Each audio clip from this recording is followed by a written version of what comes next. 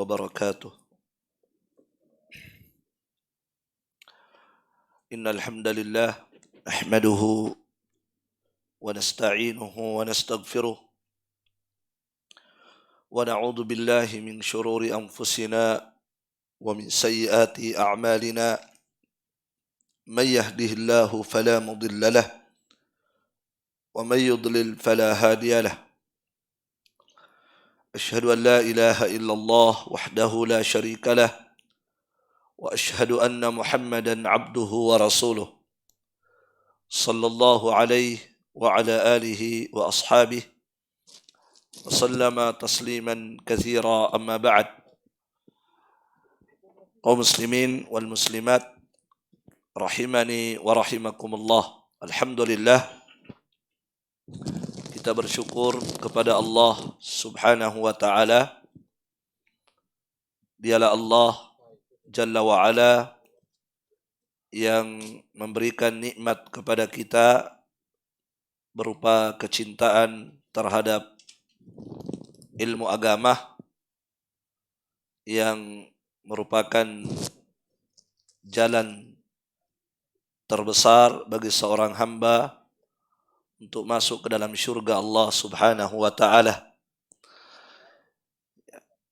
Alhamdulillah, di malam hari ini kita kembali dimudahkan oleh Allah untuk melanjutkan kajian kita membahas tafsir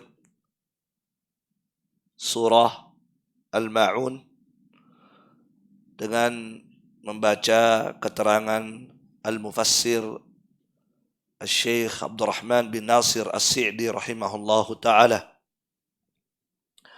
Baik, sebelum kita melanjutkan keterangan beliau terhadap tafsir surah Al-Ma'un ini, ya, kita akan kembali mendengarkan salah satu dari ikhwah kita membacakan surah Al-Ma'un ini. Falitafaddal. Cek. A'udzu billahi minasy syaithanir rajim. Bismillahirrahmanirrahim. Ara'aital ladzi yukadzibu bid-din fadzalikal ladzi yad'ul yatim wala yahuddu ala ta'amil miskin fawailul lil musallin alladzina hum an salatihim sahun alladzina hum yura'un wa yamna'unal ma'un. Barakallahu fiik. Naam. Ikhwani wa akhwati fillah, barakallahu fikum. Pada pertemuan yang lalu kita telah membaca keterangan Syekh Abdurrahman bin Nasir As-Sa'di rahimahullahu taala terkait dengan ayat yang pertama, yang kedua, yang ketiga dan yang keempat. Yang kelima juga sudah, ya. Taib. Jadi yang terakhir kita bahas adalah firman Allah Subhanahu wa taala, fawailul lil musallin alladzina hum an salatihim sahun. Kata Allah Subhanahu wa taala, celakalah, ya, celakalah orang-orang yang salat. Siapa yang dimaksud celaka? Yaitu orang yang lalai dari salatnya. Orang-orang yang lalai dari salatnya. Kita telah sebutkan penjelasan Syekh Abdurrahman bin Nasir As-Sa'di rahimahullahu ta'ala terkait dengan ayat ini. Siapa yang dimaksud celaka padahal dia sholat? Kenapa sampai celaka? Ya, kata beliau, karena mudayyi'una laha, karena mereka menyia-nyiakan sholat, menelantarkan solat. Ya. Jadi bukan mereka tidak solat. Makanya Syekh mengatakan al-multazimuna li iqamatis shalah. Mereka adalah orang-orang yang komitmen, iltizam, teguh dalam mengerjakan solat, komitmen, konsisten, kontinu mengerjakan ibadah solat, akan tetapi mereka menelantarkannya, menyia-nyiakannya. Nah, jadi bukan mereka tidak solat ya, mereka solat, akan tetapi mereka menyia-nyiakannya. Ya, menyia-nyiakannya di sini ya, seperti apa maksudnya? Beliau menjelaskan tarikuna li waqtiha mufawwituna li arkaniha. Ya, mereka meninggalkan waktunya, artinya mereka tidak sholat pada waktunya. Nah, itu yang pertama. Mereka sholat hanya saja bukan pada awal waktu. Mereka sholatnya pada akhir waktu. Ya, maka itu disebut dengan menyanyiakan sholat. Itu sholat pada akhir waktu. Itu satu. Yang kedua, mufawwituna li arkaniha. Mereka meninggalkan rukun-rukunnya. Nah, meninggalkan rukun-rukunnya. Fata ya, mufawwit artinya fata. Ya, mereka membiarkan, melewatkan rukun-rukunnya. Mereka tidak mengerjakan rukun-rukun sholat. Itulah yang dimaksud celaka oleh Allah Subhanahu wa ta'ala. Ya, sekali lagi bukan mereka tidak sholat. Mereka sholat. Hanya saja mereka ketika sholat, pertama mereka sholat di akhir waktu. Ya. Bukan sekali dua kali tapi sering. Ya, seringnya seperti itu. Berulang-ulang dia lakukan seperti itu. Sholat di akhir waktu. Dan tidak ada udurnya kan begitu. Beda kalau misalnya ada orang sholat di akhir waktu karena ada udur. Misalnya dia tertidur. Atau dia lupa. Itu ada udur namanya. Tapi biasanya yang punya udur itu sesekali saja kan. Ini berulang-ulang. Jadi memang sudah menjadi kebiasaannya seperti itu. Kebiasaannya kalau sholat duhur itu jam 3. Kebiasaannya sholat asar itu jam 5 lewat. Kebiasaannya sholat maghrib mau isya. Seperti itu. Itu sudah menjadi kebiasaan baginya. Inilah yang dimaksud oleh Allah Subhanahu wa ta'ala fawailun. Yang kedua apa tadi? Yang kedua, rukun-rukunnya dia tidak lakukan. Rukun-rukun sholat.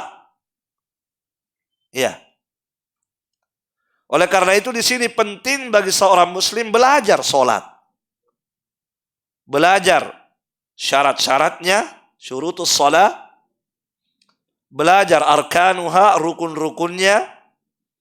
Belajar wajibatuha, wajib-wajibnya. Dan belajar sunnah-sunnahnya. Pelajari semuanya. Ya kan? Nah, sebab ada dalam sholat itu kalau ditinggalkan tidak sah.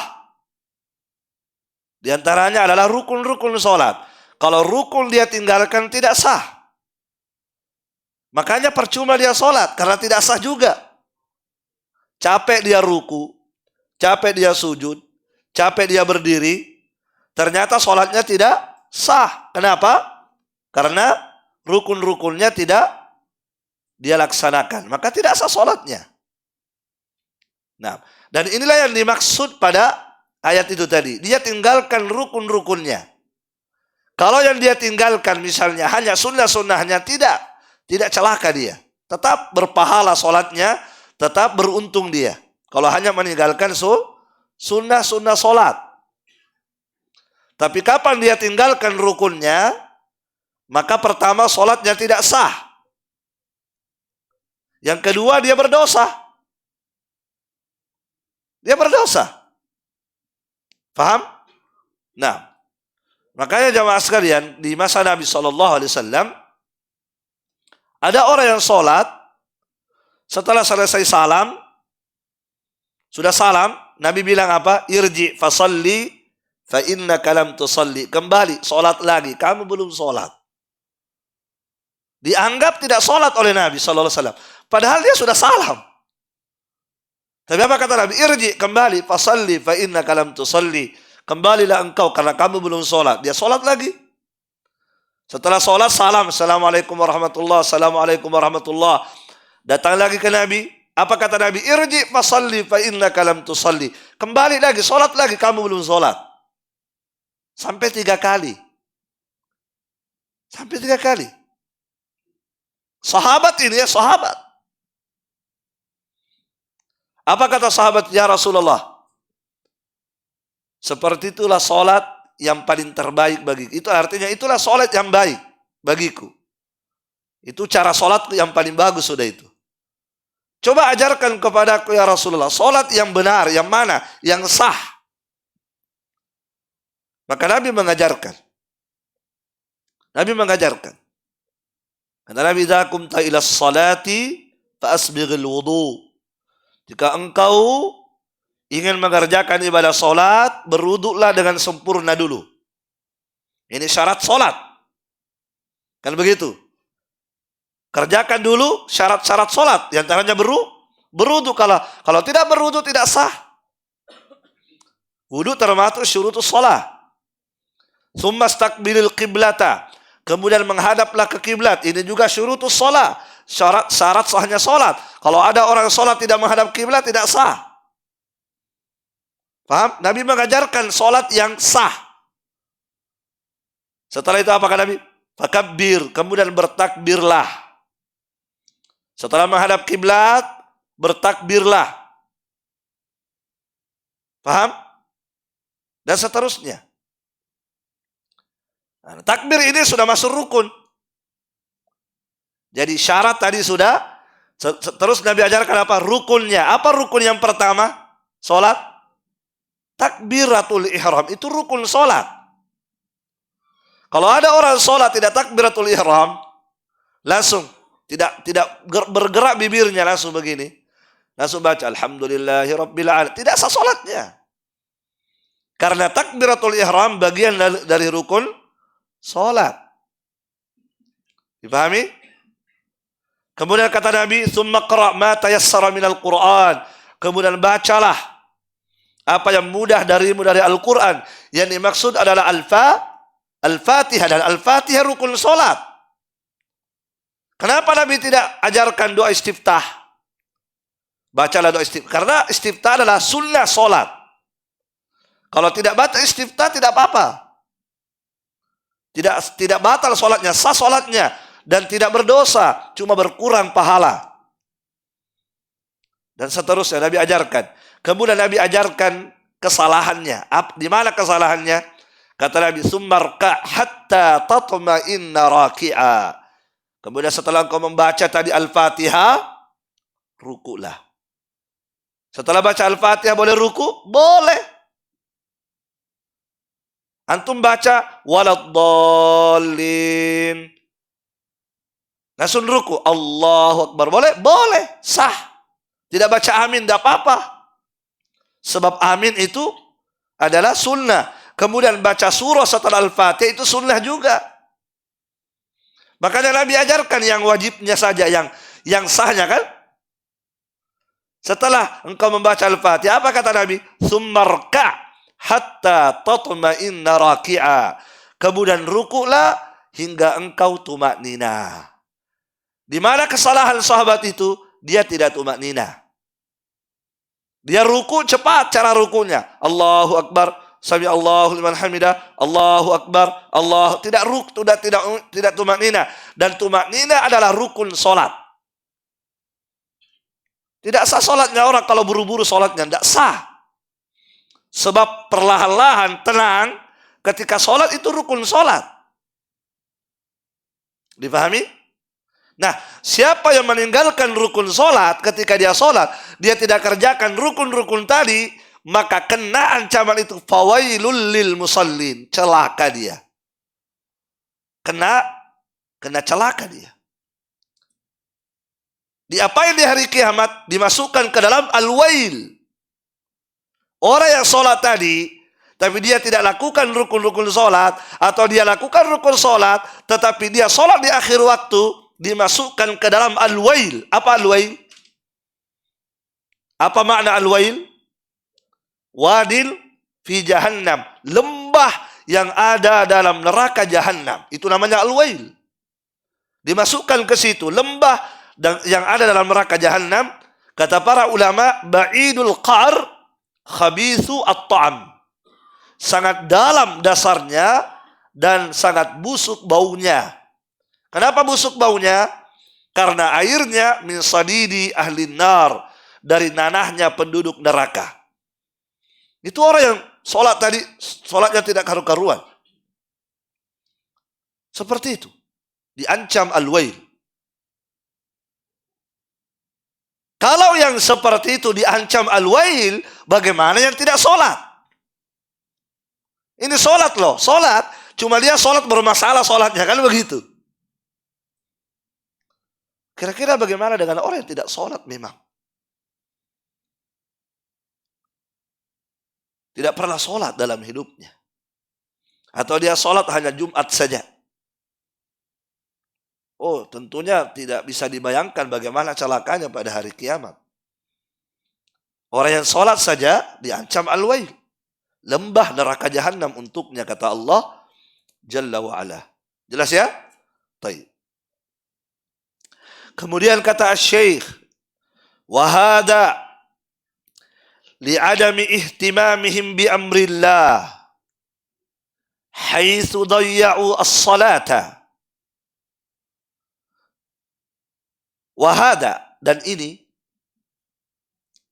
isim isyarat ini kembali kemana? Kembali kepada orang yang menyia-nyiakan sholat tadi. Orang yang meninggalkan rukun sholat, kemudian sholatnya di akhir waktu. Nah, ini kata beliau. Kenapa ini terjadi? Karena li'adami ihtimamihim bi amrillah. Karena mereka itu memang tidak ada perhatian terhadap perintah Allah. Tidak ada perhatiannya memang terhadap perintah Allah itu. Paham? Sebab kalau dia ada perhatian terhadap perintah Allah, dalam hal ini adalah sholat, tentu tidak akan begitu dia. Kalau seseorang itu ada perhatian terhadap ibadah sholat, dia tidak akan apa? Dia tidak akan mungkin mengerjakannya di akhir waktu. Tidak akan itu. Itu kalau ada perhatian seseorang terhadap ibadah sholat. Coba antum perhatikan ulama as-salaf. Subhanallah. Karena pengagungan mereka terhadap ibadah sholat, perhatian mereka yang begitu besar terhadap ibadah sholat, antum perhatikan para ulama as-salaf. Belum azan sudah di masjid. Belum azan. Ya kan? Bahkan ketika azan berkumandang, maka itu wajah mereka itu berubah warna wajahnya itu. Berubah. Karena mereka sadar. Mereka tahu bahwa yang memanggil kita adalah Rabbul Alamin. Itu orang yang punya perhatian dengan ibadah sholat.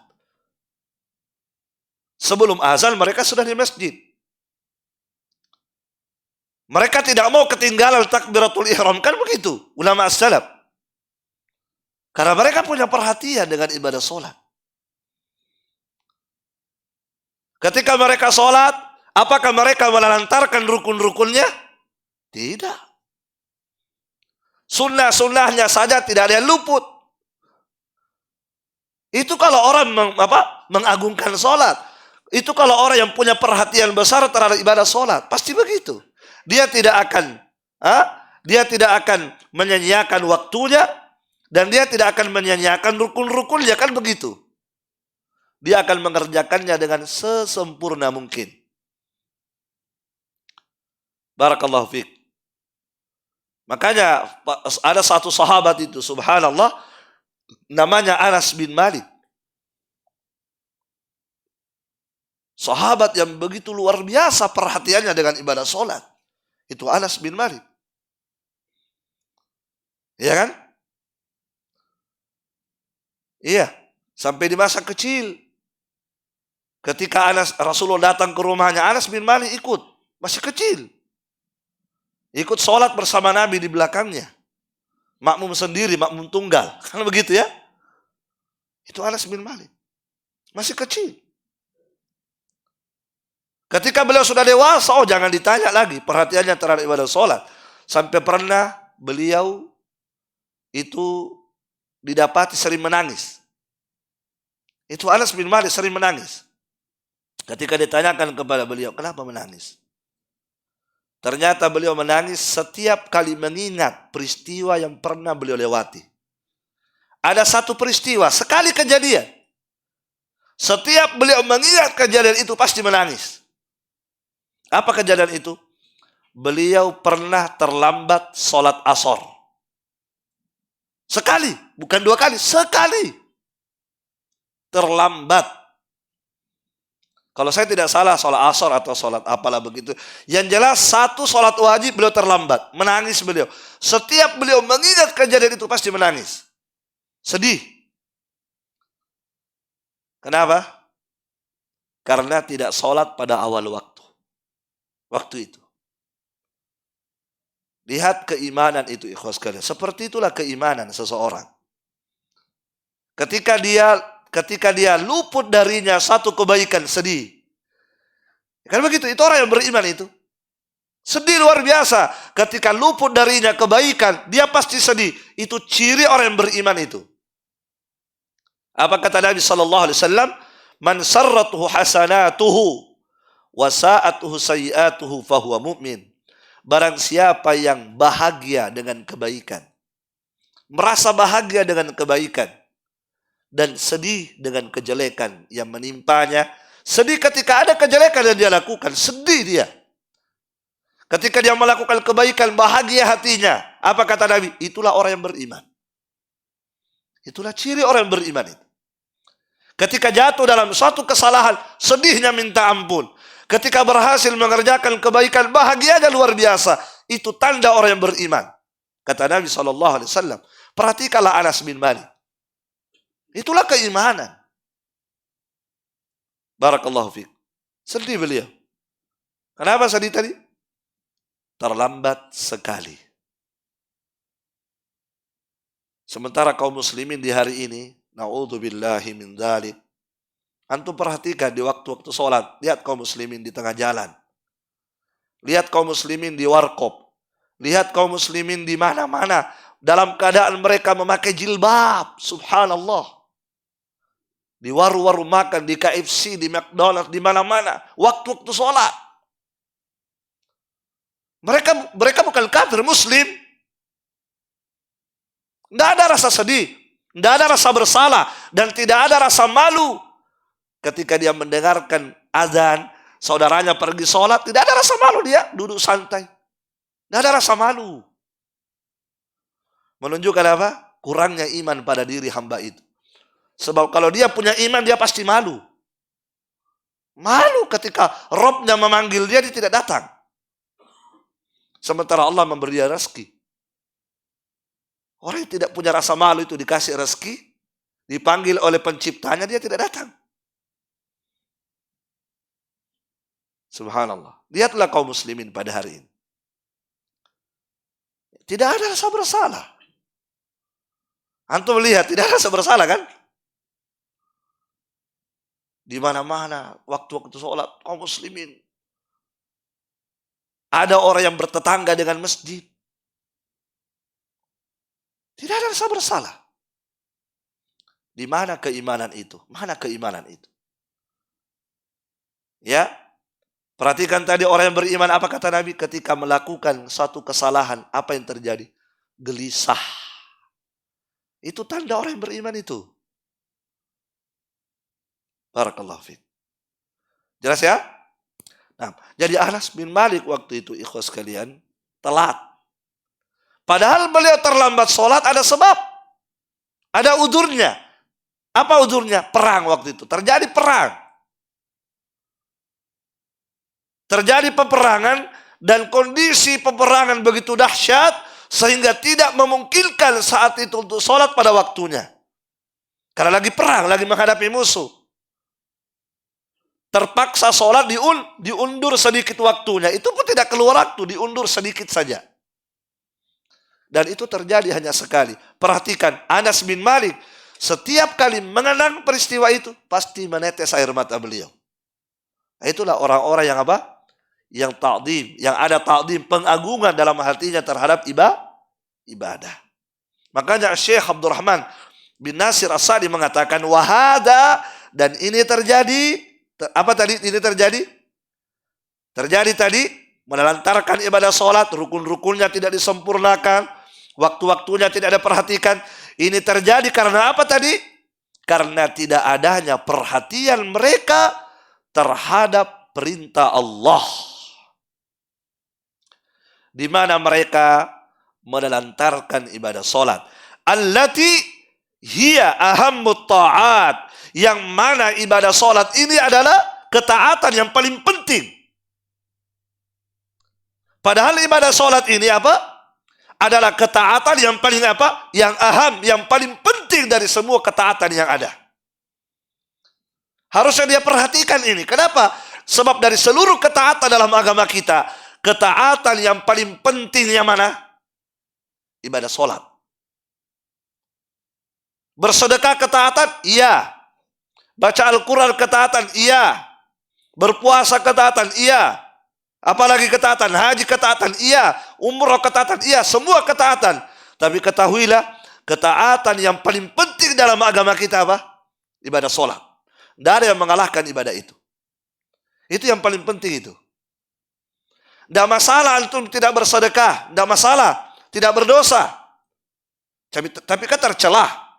Tapi tidak berdosa. Antum banyak sedekah tapi tidak sholat, apa gunanya? Berkali-kali umrah, berkali-kali haji, pulang dari haji tidak sholat, apa manfaatnya? Ya kan? Ibadah haji ibadah hebat, tapi ibadah sholat lebih hebat daripada ibadah haji. Lebih penting ibadah sholat daripada ibadah haji itu. Buktinya mana? Apa dasarnya ibadah sholat lebih penting kata beliau? Apa buktinya? Ibadah sholat lebih penting dari semuanya.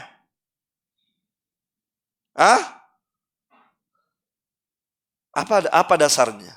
Kenapa sampai beliau mengatakan bahwasanya ya ibadah sholat ini adalah ahammut ta'at, adalah ketaatan yang paling penting. Kenapa beliau sampai mengatakan demikian? Karena yang membedakan antara muslim dengan kafir apa? Sholat. Yang membedakan antara muslim dengan kafir sholat. Bukan puasa. Ya kan? Artinya kalau ada orang tidak puasa tidak kafir. Berdosa tapi tidak kafir. Tapi kalau ada orang tidak sholat, kafir menurut jumhurul ulama. Kafir. Makanya Nabi SAW ketika ada dua orang sahabat yang tidak sholat subuh, dia duduk di belakang. Nabi sholat subuh. Dia duduk di belakang, tidak sholat. Setelah selesai sholat, Nabi lihat, loh, kok tidak sholat itu dua orang di belakang? Dipanggil dia. Ditanya oleh Nabi, ma mana'akuma an tusalliya ma'al qaum? Apa yang menghalangi kalian untuk tidak sholat bersama yang lain? Apa sebabnya? Kata Nabi, alastuma muslimaini? Tuh, alastuma muslimain? Bukankah kalian berdua muslim? Kok tidak sholat? Lihat bagaimana Nabi menjadikan sholat ciri khas seorang muslim itu. Alastuma muslimain? Bukankah kalian berdua muslim? Nabi sudah tahu dia muslim kan? Tapi Nabi ingin mentakkid tadi. Ingin menghentak jiwanya itu orang. Kamu kan berdua muslim. Kenapa tidak sholat? Coba kira-kira ikhwas sekalian. Seandainya Nabi yang kita cintai hidup di masa kita. Dan melihat kaum muslimin itu di tengah jalan. Kira-kira apa Nabi bilang itu? Hei kalian, bukan kalian muslim. Yang pakai jilbab, yang pakai songkok, yang pakai apa itu? Muslim tidak kalian itu? Nabi sampaikan itu kepada sahabat. Alastuma muslimin? Bukankah kalian berdua muslim? Apa kata dua sahabat? Naam ya Rasulullah. Tapi sallaina fi rihalina. Kami sudah sholat di rumah tadi. Maksudnya sholat di rumah, sholat di penginapannya. Karena mereka berdua dalam musafir. Dan mereka tidak wajib sholat berjamaah. Setelah mereka sholat di penginapannya, mereka datang ingin bertemu dengan Nabi. Tapi ketika mereka datang ke masjid, Nabi sudah sholat. Maka mereka duduk menunggu. Karena tidak boleh dua kali sholat kan? Tidak boleh dua kali sholat. Nah, cuma Nabi tegur. Apa kata Nabi? Idza shallaituma fi rihalikuma, jika kalian telah sholat di penginapan kalian, summa ataituma masjida jama'atin, kemudian kalian mendatangi masjid dan orang masih berjamaah di situ, fasallaya ma'ahum, sholat lagi bersama mereka. Fa innaha lakuma nafilah, dan sholatmu yang kedua itu adalah sunnah bagimu. Sebab tidak boleh dua kali sholat wajib, tidak boleh. Tidak boleh dua kali sholat subuh. Tapi apa kata Nabi? Kalau kamu sholat subuh di penginapanmu, datang ke masjid, masuk ke masjid, orang sholat, ikut sholat. Ikut sholat, niatkan itu sebagai sholat sunnah bagimu. Itu kata Nabi SAW. Jadi kalau kita masuk ke masjid, orang sholat, ikut ke sholat. Tidak boleh duduk-duduk. Kalau tidak mau sholat, keluar dari masjid. Di luar masjid menunggu. Jangan masuk ke masjid baru tidak ikut sholat. Jelas ya? Barakallahu fiikum. Taib. Jadi banyak sekali sebenarnya dalil-dalil. Yang jelasnya Syekh Abdurrahman As-Sa'di rahimahullah ta'ala mengingatkan kepada kita bahwa tidaklah ini terjadi kecuali dia adalah orang yang tidak memperhatikan ibadah sholat memang ini. Tidak perhatian memang. Padahal ibadah sholat adalah ketaatan yang paling penting yang harus diperhatikan. Di antara dasarnya tadi bahwa dia sholat itu yang membedakan antara muslim dengan kafir. Apa dasarnya yang lain bahwa ibadah sholat ketaatan yang paling penting? Dia yang paling pertama dihisab. Yang paling pertama dihisab apa? Bukan berapa kali kamu haji. Sudah haji belum? Kalau sudah berapa kali kamu haji? Bukan itu dulu. Sedekahmu berapa banyak? Umrohmu berapa kali? Baca Al-Quranmu berapa kali khatam? Di bulan Ramadan dan di luar Ramadan. Bukan itu dulu. Yang paling pertama dulu adalah sholatmu di dunia bagaimana? Sholat duhur tidak? Sholat duhur. Asar? Iya. Maghrib? Iya. Isya? Iya. Subuh? Tidak. Hati-hati. Kapan bolong-bolong? Hati-hati. Ada masalah di hari kiamat. Barakallahu fiik. Ingat, yang paling pertama dihisab di hari kiamat adalah ibadah sholat. Ini dalilnya jelas juga. Ya kan? Makanya Syekh mengatakan sholat adalah ketaatan yang paling penting dalam Islam. Dan jamaah sekalian, kita belum pernah mendapatkan adanya dalil. Saya sendiri belum pernah dapat adanya dalil, adanya nas bahwa Nabi memerintahkan kepada orang tua yang punya anak menyuruh anaknya puasa. Belum pernah kan? Misalnya perintahkan anakmu puasa ketika dia masih kecil. Tidak ada itu. Perintahkan anakmu baca Al-Quran ketika masih kecil. Tidak ada itu. Yang ada apa? Muru awladakum bis salati wahum abna'u sab'a. Perintahkan kepada anakmu sholat, laki-laki maupun wanita itu anakmu, perintahkan kepada anakmu sholat ketika dia berusia 7 tahun. Coba bayangkan, di usia 7 tahun, Nabi sudah menyuruh orang tua menyuruh anaknya sholat. Di usia 7 tahun. Belum balik itu. Belum balik. Apa kata Nabi? Wadribuhum 'alaiha wahum abna'u 10. Dan pukullah anakmu itu. Pukul anakmu. Kalau dia tidak mau sholat. Kalau sudah berusia 10 tahun. Dan 10 tahun belum balik juga. Tapi disuruh pukul. Kalau dia tidak mau sholat, pukul itu anakmu. 10 tahun umurnya tidak mau sholat, pukul. Perhatikan itu hadis Nabi. Jangan dipukul anak kita kalau masih 8 tahun. Ikuti hadis Nabi. Kalau sudah 10 tahun, boleh kita pukul. Silakan pukul. Kalau tidak mau sholat. Ya kan? Tapi orang tua sekarang, kalau anaknya tidak mau pergi les, dipukul. Kalau tidak sholat, dia tidak diapa-apain. Coba lihat orang tua sekarang. Orang tuanya juga tidak sholat.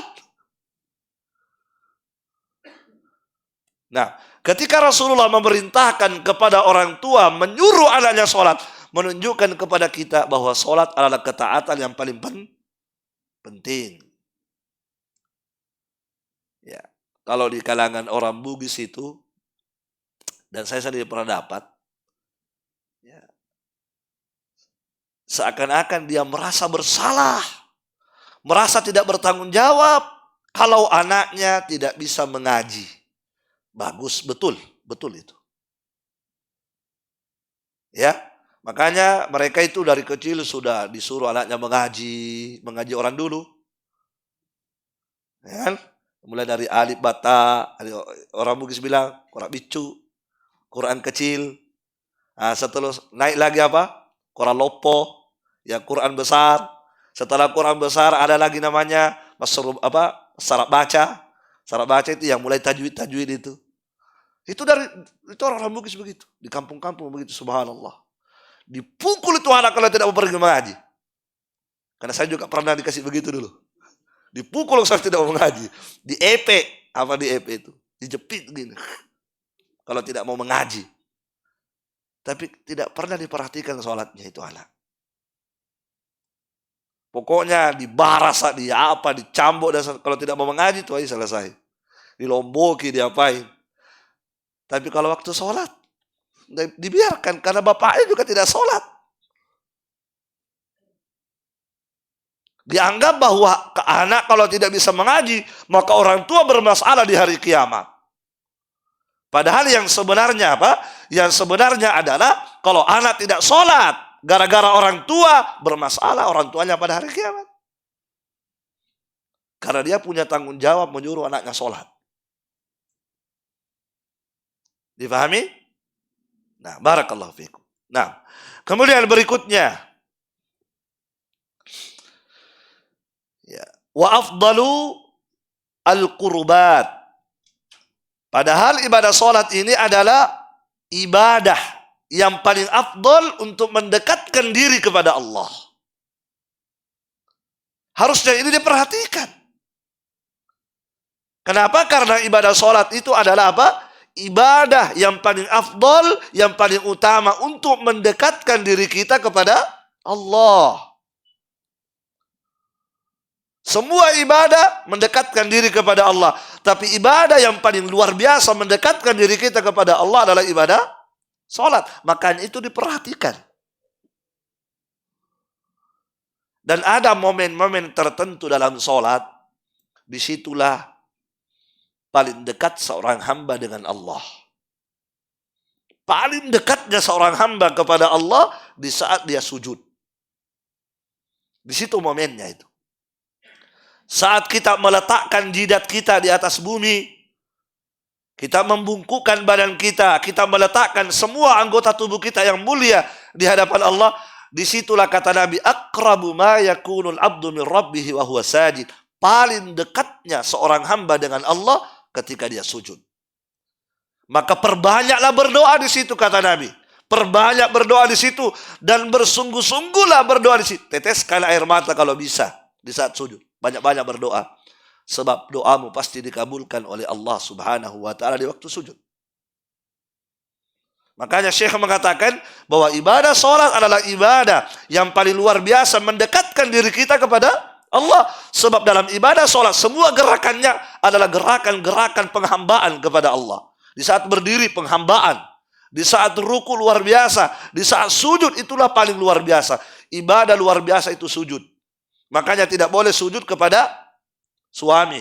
Tidak boleh sujud kepada istri. Tidak boleh sujud kepada orang tua. Kenapa? Sebab sujud adalah ibadah khusus untuk Allah subhanahu wa ta'ala. Ibadah yang luar biasa itu sujud.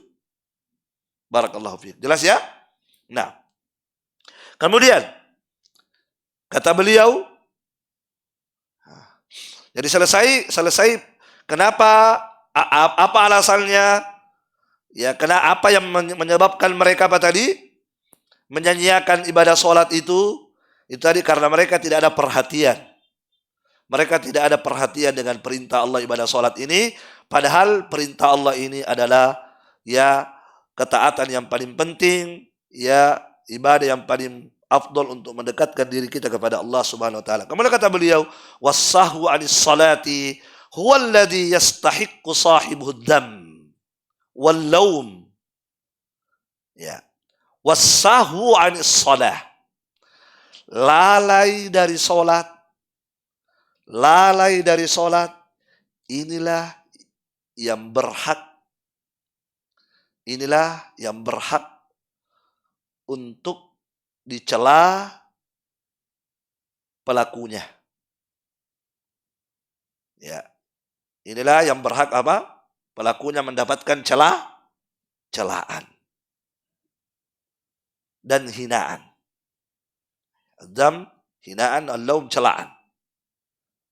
Jadi kata beliau, lalai dari salat, inilah yang berhak apa? Inilah yang berhak mendapatkan celaan dan hinaan. Wa amma sahu fis shalah, adapun lalai pada saat salat, perhatikan, lalai dari salat dan lalai saat salat. Ada dua. Lalai dari salat dan lalai pada saat salat.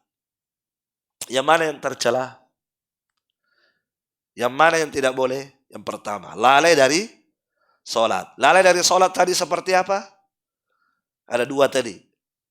Yang pertama, salat di akhir waktu itu lalai dari salat. Yang kedua, tidak mengerjakan rukun-rukunnya. Itu namanya lalai dari salat. Itu yang tercela? Nah, itulah yang tercela karena diancam tadi dengan wail. Adapun lalai pada saat salat, ini tidak tercela. Lalai pada saat salat ini tidak tercela. Kata beliau, fahada yaqa'u min kulli ahadin hatta minan nabi sallallahu alaihi wasallam. Kenapa tidak tercela? Karena ini bisa menimpa siapa saja. Semua orang bisa tertimpa ini. Bahkan Nabi pun pernah tertimpa hal itu. Sehingga ini tidak tercela. Kalau yang pertama tadi tercela karena diancam dengan neraka. Kalau yang kedua tidak tercela. Kenapa? Karena ini terjadi pada setiap orang. Terjadi pada saya, pada antum semua terjadi. Bahkan pada Nabi yang mulia terjadi juga pada Nabi. Apa itu tadi? Lalai pada saat sholat. Maksudnya lalai pada saat sholat. Lupa.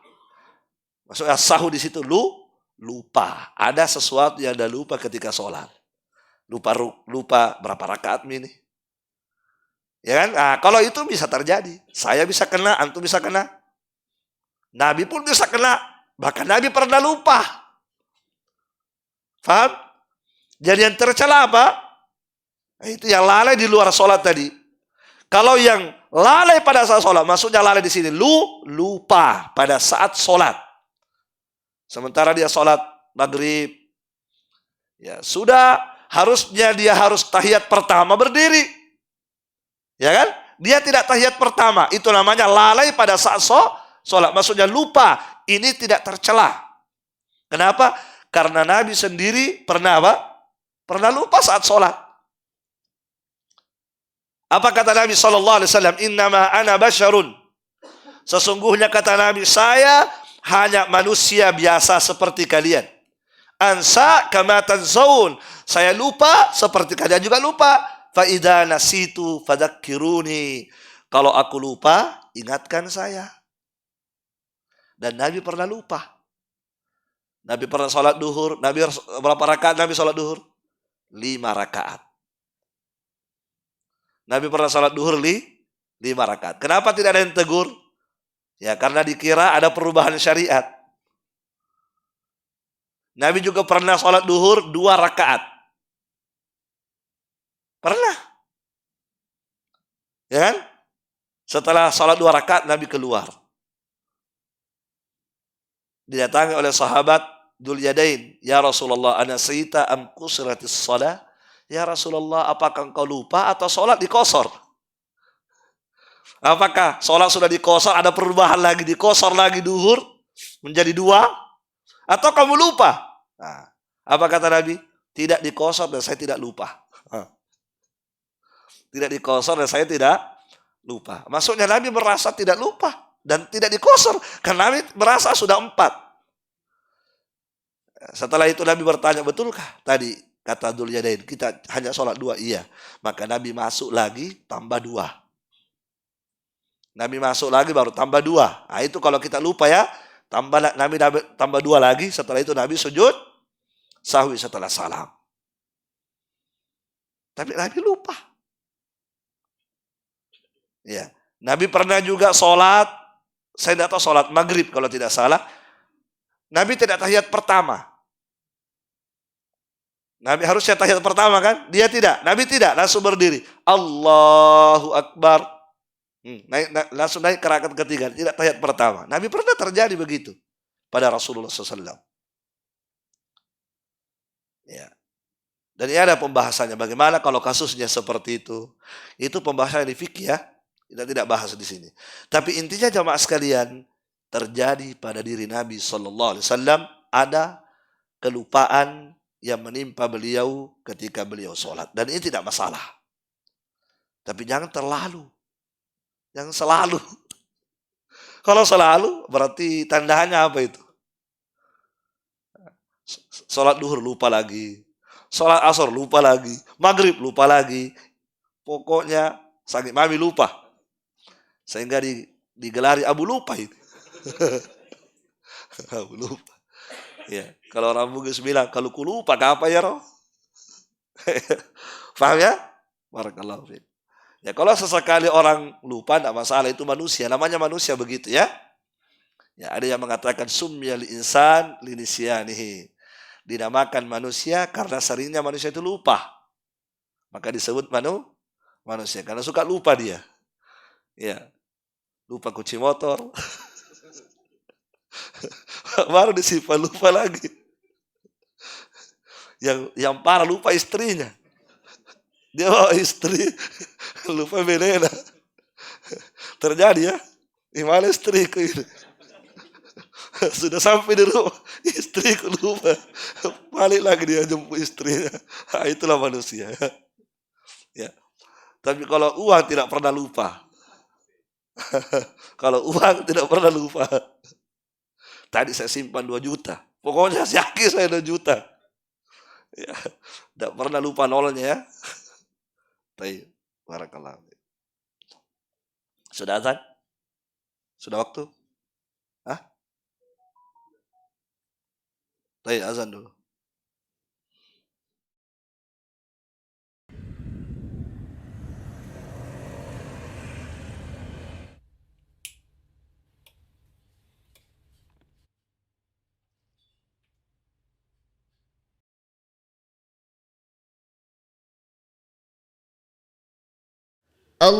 Allahu Akbar, Allahu Akbar, Allahu Akbar,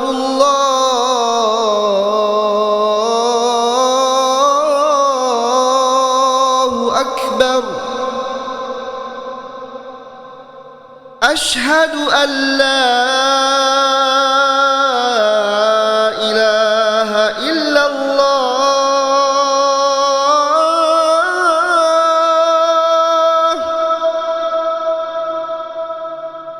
Ashhadu an la ilaha illallah.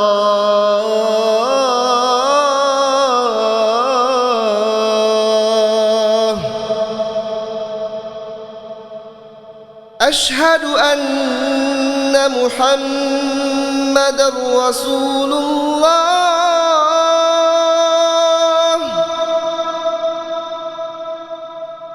أشهد أن محمدًا محمدا رسول الله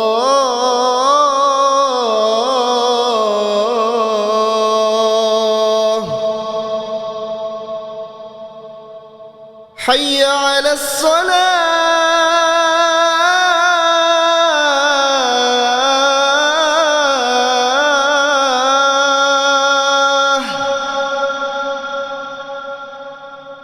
حي على الصلاة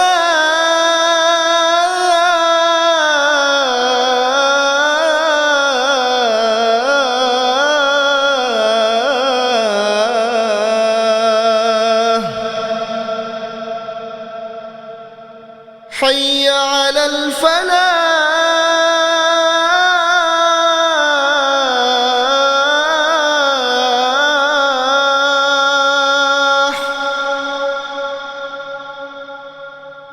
حي على الفلاح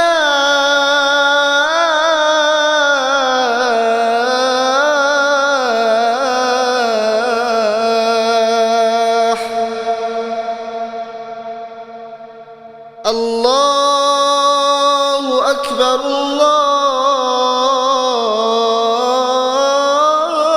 الله أكبر لا الله تعالى ولهذا وصف الله هؤلاء بالرياء والقسوة وعدم الرحمة. Oleh karena itu Allah Subhanahu wa taala mensifati mereka dengan sifat dengan sifat mereka dengan riya, kemudian al-qaswah, kerasnya hati, wa adamir rahmah, dan tidak adanya kasih sayang. Faqala, dengan Allah Subhanahu wa taala mengatakan dalam firman-Nya, alladzina hum yura'un. Mereka adalah orang-orang yang riya ketika beramal. Jadi di antara orang-orang yang di antara sifat dan karakter, di antara sifat dan karakternya orang-orang yang mendustakan hari kiamat itu adalah mereka ketika beramal riya. Paham? Nah, ada juga yang mengatakan bahwa ini ayat ini adalah sambungan dengan ayat sebelumnya. Itu orang-orang yang celaka sholatnya itu adalah ketika dia sholat itu riya. Ada yang mengatakan seperti itu. Ada yang mengatakan bahwa ini bagian dari karakter sebelumnya, yaitu sifat-sifat, di antara sifat-sifatnya, karakternya, tanda-tandanya, perilakunya orang-orang yang tidak beriman dengan hari kiamat ini diantaranya adalah apa? Mereka adalah orang-orang yang ketika dia beramal riya, mau dilihat, mau dipuji, mau disanjung, mau didengar. Nah, itu karakternya itu. Ciri-cirinya, sifat-sifatnya. Paham ya? Nah. Apa maknanya? Ayat itu ya'malul al-a'mal li ajli ria'in nas. Maksudnya adalah mereka ketika melakukan amalan-amalan, amalan apa saja, salat, sedekah, haji, umroh, apa saja amalan yang dia lakukan itu karena apa? Li ajli ria'in nas. Karena ingin dilihat oleh manusia. Apapun amalan itu, tujuannya apa? Mau dilihat, mau riya. Tidak pernah karena Allah. Ini salah satu karakternya ini orang-orang yang tidak beriman dengan hari kiamat. Ya. Barakallahu fiik. Kalau beramal begitu. Dan ini juga karakternya orang munafik. Orang munafik kalau beramal selalu riya, tidak pernah karena Allah. Itu munafik. Maka hati-hati punya sifat-sifat seperti ini. Sifat-sifat munafik, sifat-sifat kafir. Yaitu riya setiap beramal. Riya. Apapun yang dia lakukan, selalu mau dilihat amalannya. Selalu mau disaksikan amalannya. Selalu mau dipuji amalannya, disanjung amalannya. Sekali lagi, ini karakter dan sifat orang-orang yang munafik. Kata Allah Subhanahu wa taala, "Wa idza qamu ila sholati qamu kusala yura'una nas." Orang-orang munafik, kata Allah Subhanahu wa taala, setiap kali berdiri mengerjakan sholat pasti malas dan ria. Itu munafik. Malas dan ria. Itu munafik. Karena munafik sholat juga kan? Makanya disebut munafik. Karena dia menampakkan amalan Islam, tapi benci dengan Islam dalam hatinya. Luarnya Islam, tapi dalamnya kafir. Itu munafik. Munafik sholat juga, puasa juga. Ya kan? Tapi dalam hatinya benci. Tapi perhatikan, setiap mereka mengerjakan ibadah, terutama ibadah sholat, apa kata Allah? Mereka kerjakan ibadah sholat malas dan ria. Bukan hanya ibadah sholat, semua ibadah begitu orang munafik. Hanya mau dilihat, mau disanjung, mau dipuji, mau dianggap, dan seterusnya. Ya, maka seorang muslim harus waspada terhadap ria ini. Bahaya ria itu, bahaya. Dan ria termasuk syirik kecil. Akhwafu ma akhafu alaikum syirkul asghar. Yang paling aku takutkan menimpa kalian wahai sahabatku, kata Nabi, bahkan lebih aku takutkan daripada Dajjal, menimpa kalian adalah syirik kecil. Nabi khawatir terhadap Abu Bakar, Nabi khawatir terhadap Umar, sahabat-sahabat terbaik. Aku khawatir menimpa kalian ini syirik kecil. Nabi ditanya, apa itu syirik kecil? Faqala riya, yaitu riya ketika beramal. Itu syirik kecil. Dan kita tidak boleh berbuat syirik. Jadi jangan dikira syirik itu hanya sujud di kubur, hanya bawa sesajen di kubur. Itu syirik besar itu. Tapi yang harus kita waspadai adalah syirik kecil. Karena banyak orang selamat dari syirik besar, tapi sedikit yang selamat dari syirik kecil. Di antara yang berbahaya dan sulit kita lepas adalah riya ini. Riya ketika beramal, tidak ikhlas ketika beramal. Kapan dia tidak ikhlas? Biasanya riya. Kalau riya pasti tidak ikhlas. Kan begitu ya? Nah, dan ini bahaya. Nanti kita sebutkan ya.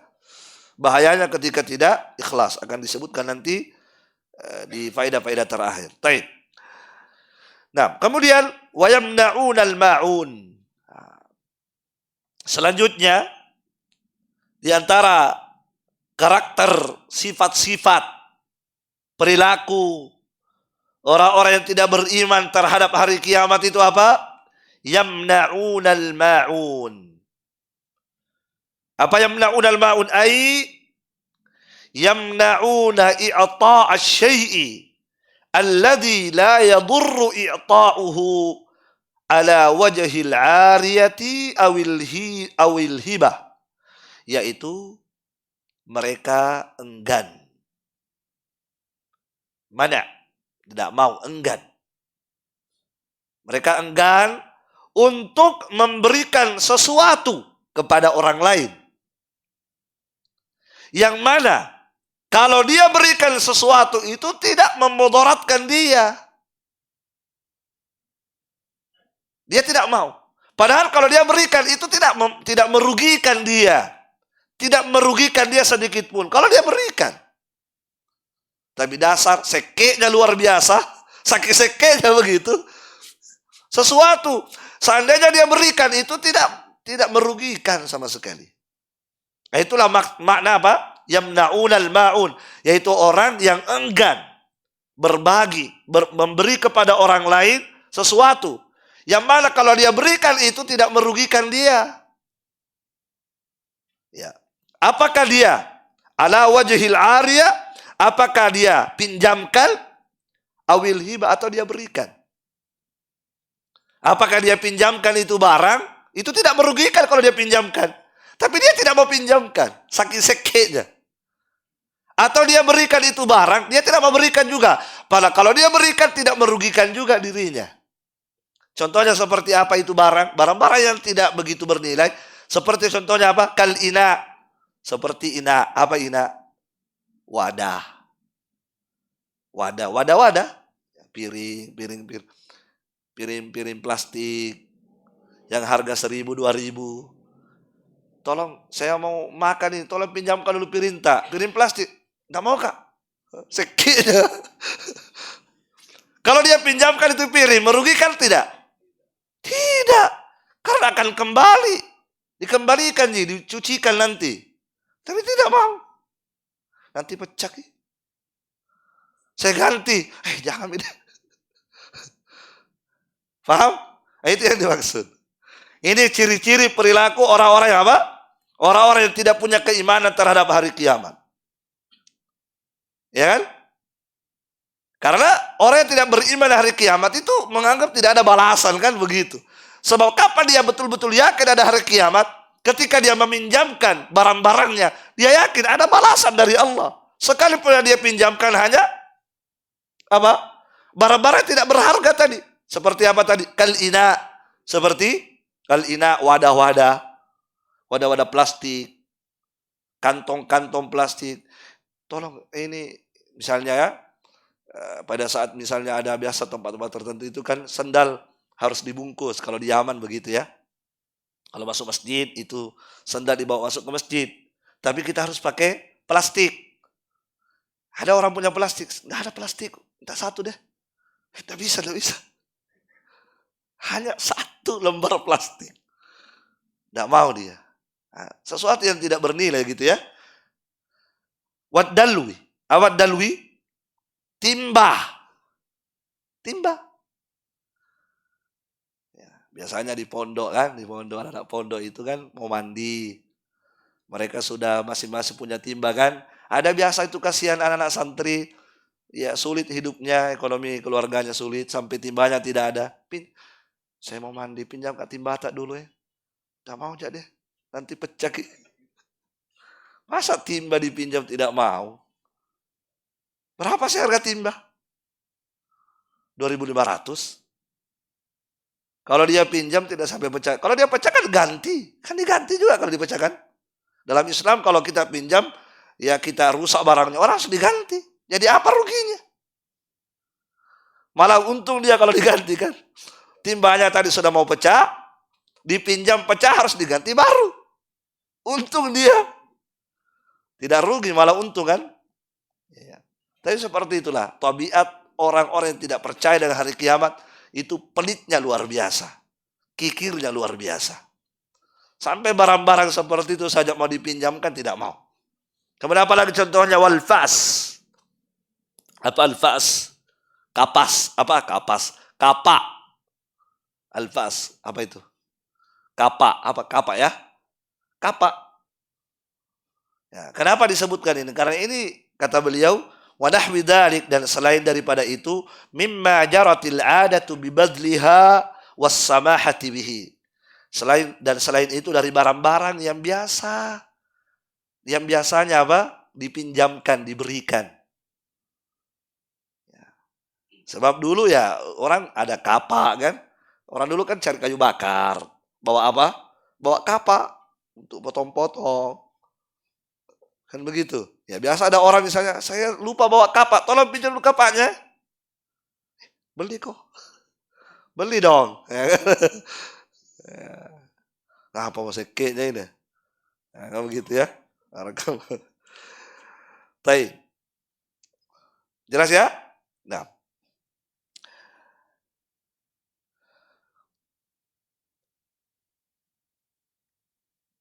Ya, yang jelasnya barang-barang yang tidak begitu bernilai, ya, kemudian dia tidak mau pinjamkan. Itu masuk dia. Yamna'unal maut, enggan untuk memberikan sesuatu atau meminjamkan sesuatu yang seandainya kalau dia pinjamkan tidak memudaratkan dia, tidak merugikan dia. Ya kan? Seandainya kalau dia berikan itu tidak merugikan dia. Misalnya minta tisu 2 lembar, 3 lembar, kan tidak merugikan. Ya, kecuali kalau minta sepeda motormu deh. Nah, itu rugi orang. Minta sepeda motormu. Apalagi kalau dia pernah belajar kitabut tauhid, bahaya itu. Ada di pembahasan kitabut tauhid, ya apa namanya itu? Hadis Nabi, man sa'ala billah fa'utu. Siapa yang meminta dengan menyebut nama Allah wajib dikasih. Dia dapat hadis itu. As'aluka billah. Aku meminta kepadamu dengan nama Allah. Saryang motormu. Kan wajib dikasih kan? Itu hadisnya. Wajib dikasih kalau dia meminta dengan menyebut nama Allah. Dapat hadis itu, bahaya itu. Ya, dia kalau tidak dijelaskan bahaya. Dan ada penjelasannya ya. Ada penjelasannya, hadis itu dibahas dalam pembahasan kitab tauhid. Barakallahu fikum. Kemudian berikutnya,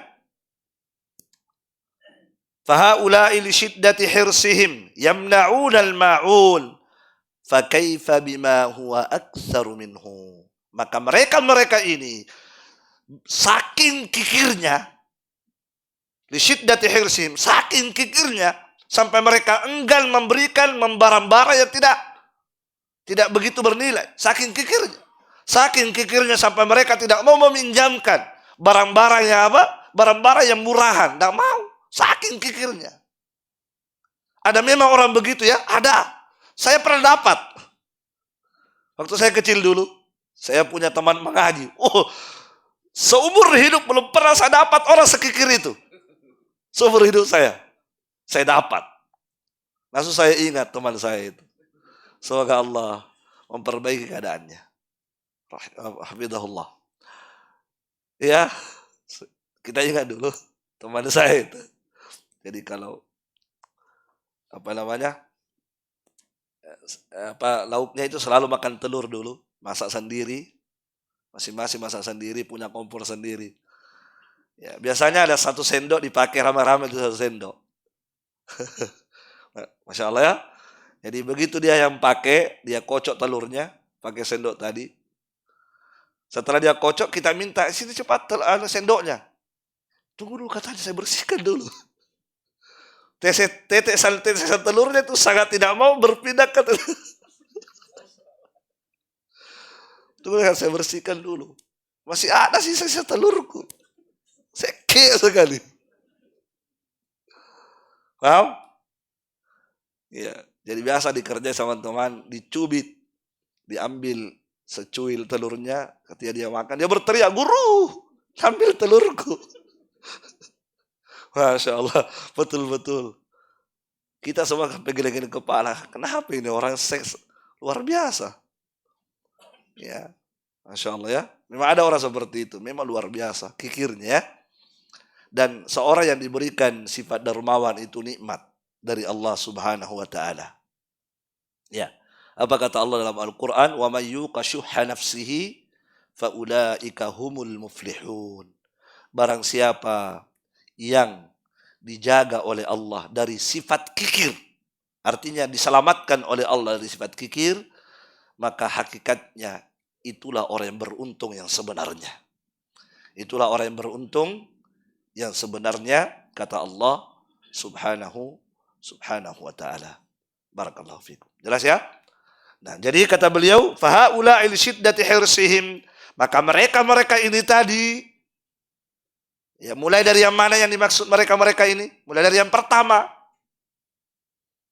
Saking kikirnya. Fahaula li syiddati hirsihim, karena saking kikirnya yamna'unal ma'un, tidak mau apa? Tidak mau memberi dan tidak mau meminjamkan barang-barang yang tidak begitu bernilai dan tidak merugikan kalau diberikan. Kalau barang-barang seperti tadi, gayung, apalagi tadi? Piring plastik, kresek-kresek, kantong plastik, apalagi? Kapak, ya mungkin lebih murah lagi, cambuk. Masa dulu kan ada cambuk. Ya pokoknya yang tidak bernilai. Nah, kata beliau, kalau yang barang-barang yang seperti ini saja mereka tidak mau pinjamkan, bagaimana lagi kalau barang-barang yang lebih besar lagi? Ya. Ya. Nah, kalau yang tetesan telurnya tadi takut pindah ke piring saya, apalagi kalau telurnya 1 biji. Dipaham ya? Subhanallah. Baik, barakallahu fiik. Nah, selesai tafsir ini dari beliau. Kemudian beliau akan menyebutkan fawaid-fawaid, ya, fawaid-fawaid atau faedah-faedah yang terdapat pada ayat ini ya. Kita nanti akan lanjutkan di pertemuan berikutnya. Kita akan sebutkan nanti fawaidnya, faedah-faedah yang bisa dipetik dari surah Al-Ma'un ini. Insyaallah taala kita akan lanjutkan pada pertemuan berikutnya biiznillah. Barakallahu fikum, subhanakallahumma bihamdik, asyhadu an la ilaha illa anta, astaghfiruka wa atubu ilaik. Assalamualaikum warahmatullahi wabarakatuh.